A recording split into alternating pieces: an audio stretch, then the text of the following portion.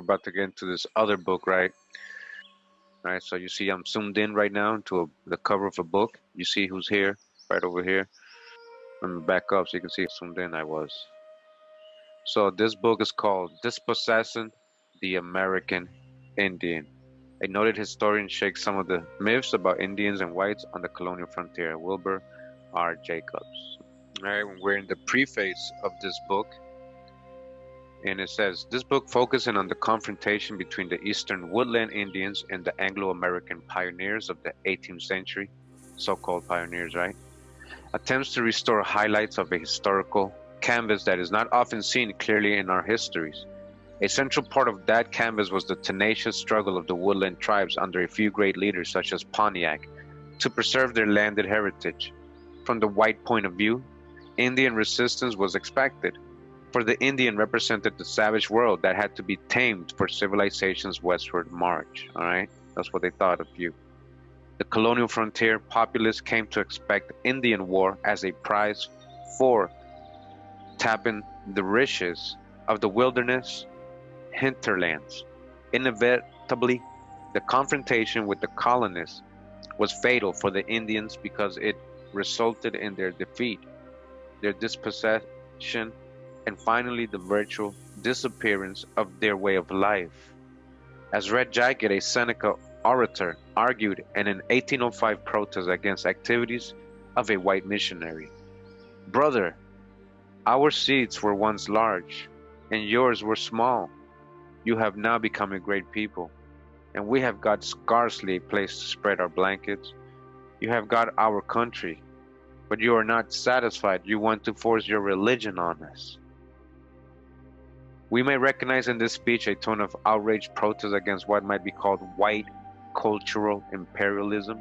Indeed, the whole process of conquering the Indians and removing him from the path of the un-Russian white frontier of settlement exhibited, as we now can observe, the development of racist attitudes. Racist, remember, you became what? Colored. Development of racist attitudes towards the Indian, which in turn helped to explain many of the injustices and irrationalities that characterized white policy. Remember what Walter Plecker did, right? As one chapter of this book demonstrates in a comparative analysis, a number of the Indian experiences were shared by other native peoples such as the Aborigines of Australia and New Guinea, who also faced waves of Europeans invading their lands, all right? So our Aboriginal people here in America had the same thing. The appearance of the Europeans brought a technological revolution and profound changes in the use of the land. A retreat of the Indians began as cattle and other domestic animals, and the white man's maize fields overran the villages of the woodland Indians, who were among the first farmers of all native people in North America. All right, we already saw who was growing the tobacco and the corn and everything, who had their own plantations when they got here, and who was feeding them. All right, like it says here, who were among the first farmers of all native people in North America and the world. As the forest gave way and the animal life in it changed, so the Indians' way of life passed into history. The days of wampum, peace pipes, gift-giving, and fur trading were soon gone. For the Indian, the white man's agricultural frontier was an ecological calamity. Continuing the book on page 20, chapter 1, it says, "The destruction of our natural environment is usually viewed as a great modern problem, the implication being that only in the 20th century has the onslaught taken place. There is a growing realization, however, that from the beginning of our history, we Americans," right, he's including, talking about him and his people, "have been both destructive and wasteful of natural resources, and that the American Indian was an early victim. It is actually the scale of the damage instead of its newness that forces us, though still reluctantly, to confront the problem today. We must bear some responsibility for the lateness of our awakening, for we really have not done our homework. We have avoided and in most cases ignored the complicated series of historical phenomena that brought about our dilemma. Our histories, particularly our frontier, sectional, or Western histories, tend to give us a glowing get-rich-quick chronicle of the conquest of the continent. As Frederick Jackson Turner wrote in his influential influential essay in 1893. It says the Indian trade pioneered the way for civilization. The trails widened into roads, so they used the Indian trails, listen, and they created roads. And then the roads into turnpikes. You see that? Those were Indian trails, the turnpikes of today. And these in turn were transformed into railroads. In this progress from savage conditions lie topics for the evolutionist. Says the Turnerian theme of progress of American civilization has generally reflected itself in American social attitudes towards the wilderness. The Indian is viewed as a consolidating influence on frontiersmen who banded together for defense. When the tribesman is brought into the story, he is depicted as a kind of obstacle to the westward movement. The Indians' respect for animal life and reverence for the land, when mentioned, are usually dismissed as superstition. So they don't respect your beliefs, right? And how you lived with nature, your ancestors. Listen. On the other hand, the white man with his Judeo-Christian ethic stressing man's dominance over nature had no religious scruples about exploiting the wilderness. From the beginning, fur traders who had run to encourage warriors to hunt were often frustrated by the reluctance of natives to busy themselves in the useful activity of scouring the woods for furs and skins. Modern American social attitudes towards wild animals show a persistence of the fur traders' point of view. All right, talking about how people still be flossing their fur, in the fashion industry and all that, right? A good illustration is the general acceptance of an extensive government poisoning project designed to exterminate coyotes in several western states. A project so indiscriminately and carelessly administered that serious damage is being done to the so-called non-target species as well. Continues says, but the white man's farming and industrial frontiers were based on other principles entirely, bringing about massive alterations in the land. At what point in American history can we say that such carvings of the land began to cause ecological changes that would result in permanent damage and hardship for future generations? Do we have an obligation in our histories to criticize harmful white social attitudes about the environment that run contrary to the best interests of the nation at large? Continuing in the book Dispossessing the American Indian, Indians and Whites on the Colonial Frontier, we're in chapter 1 still, all right, page 23, and it says the basic question of interpretation here is, who is the real varmint, the bear or the trapper who killed him? Aside from the fact that bears are sometimes noted for antisocial behavior, our frontier historians have not had a problem in answering such a question because their interpretations have been conditioned by a society steeped in a businessman's ideology. Our view of progress, one that permeates all groups of society and leads to us to accept without question the need for an expanding economy, is that progress consists in exploitation and growth, which in turn depends on the commercialization and the conquest of nature. In our histories, we have treated the land more as a commodity than as a resource, all right? That's how their mentality is, you see? When they came here and took your land, they made it a commodity than a resource, because to you it was a resource. That's where you grew your land, that's where you lived on, you had to take care of it. We have here in a nutshell the conquistador mentality that has so long dominated much written American history and relegated the Indian to historical insignificance. Until recently, historians have ignored the ecological challenge, yet truthful interest in American history. Double-barreled and difficult to write, it is in part the revolting story of how we managed to commercialize all that we could harness and control with our technical skills. They commercialized everything. This is a corporation. You're under a corporation, right? And how they grabbed the land and made it a commodity. We're going to see later on how what they started doing. They started taking your land, right? They got your land and they started creating these suburbs, these Truman Show suburbs. All the houses look the same, everything. These fake neighborhoods, right? Cheap, 2 floors, 2 rooms, like all look the same, right? Like Truman Show, right? And they were only allowing white people, pale-faced people, to actually go live there. All right, so you see that to them it was just about commercializing and controlling certain things. It is in its unvarnished state an unpleasant narrative of the reckless exploitation of America's Indian people, along with minerals, waterways, soil, timber, wildlife, and wilderness, a part of the larger story of the white man's rape of nature over centuries. Can we ignore the fact that today all Americans can no longer afford such cruelty and wastefulness? Is there an obligation to help teach the art of frugality and husbanding our resources? If historians hope to foster an awareness of the dangers of further greedy exploitation of the land, our history must be re-examined in detail to see what has led up to our present situation. Among the earliest exploiters of the American continent, those who tampered seriously with the ecological balance that had existed for centuries were the colonial traders and trappers.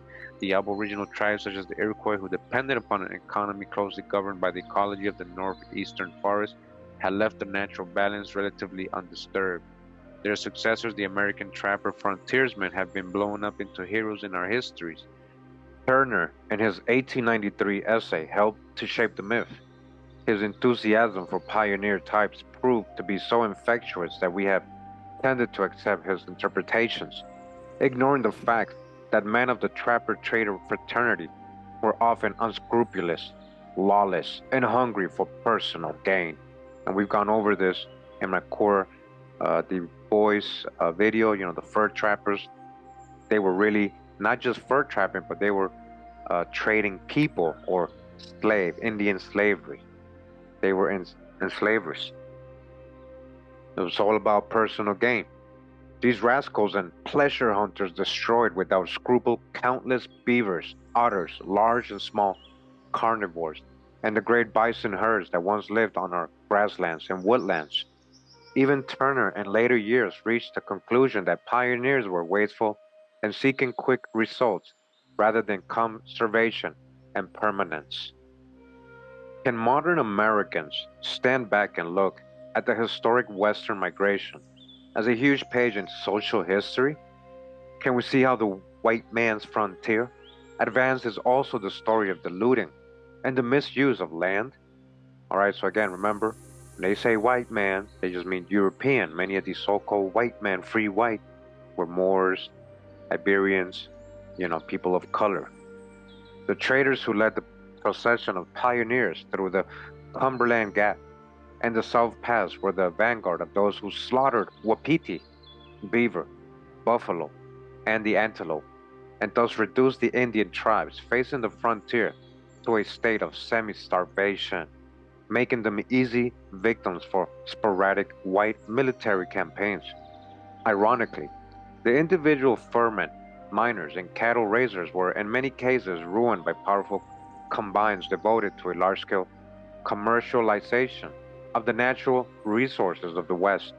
Because of our exaggerated respect for the entrepreneur, or the pioneer or frontiersman, as we have often called him, we have failed in our histories to condemn this early rape of the land, just as today, and for the same reasons, there is no visible unity behind the condemnation of industrial pollution or the sacrifice of the priceless American wilderness heritage that belongs to all generations of citizens.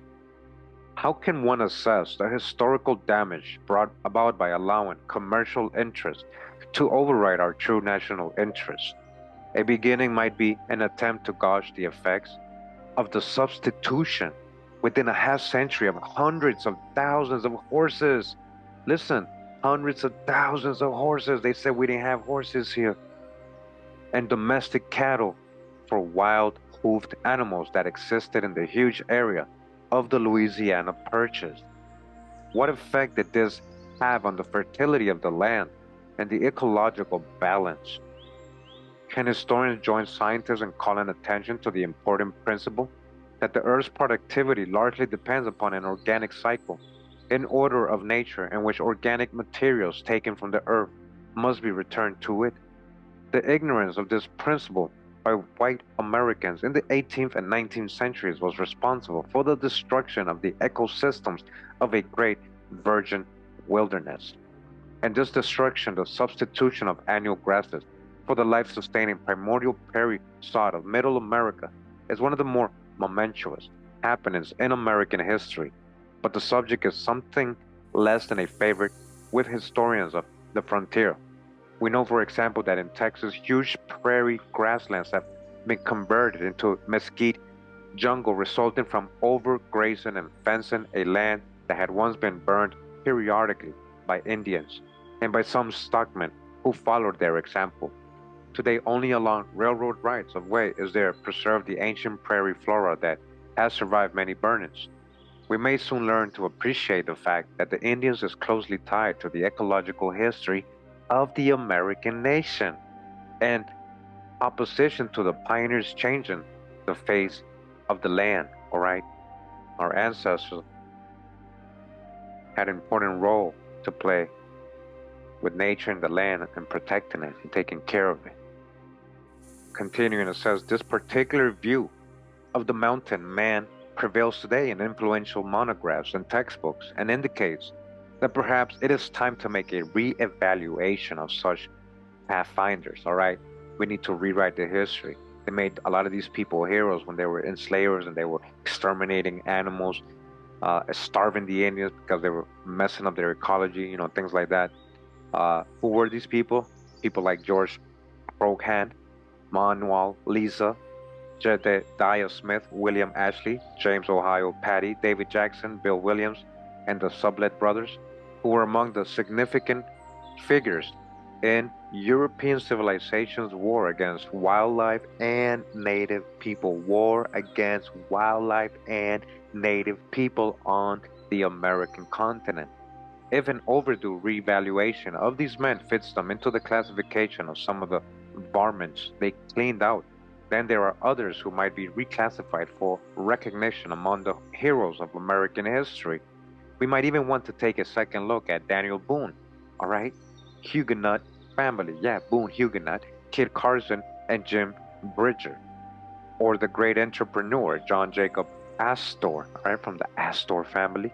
By about 1840, 10 years before California became a state, the traders had all but exterminated, all right, exterminated the Rocky Mountain beaver. As Kit Carson complained, beaver was getting very scarce, and finding that, it was necessary to try our hand at something else. In California, for example, the manner and thoroughness in which California's wildlife and groups of aboriginal people were killed, all right, killed or exploited is a mark against all Americans. The Spaniards and Mexicans of California were evidently able to live with wildlife without destroying it. But the 49ers of California's golden age and their followers were wildly wasteful of elk, antelope, bighorns, bears, small fur-bearing animals, grouse, geese, and shorebirds. Thousands of dollars were made by selling game meat to minors. In California alone, a great faunal shift took place in the years 1850 to 1910, duplicated only by prehistoric post-glacial terminations of certain species. You guys hear that? That had never happened unless nature had done that.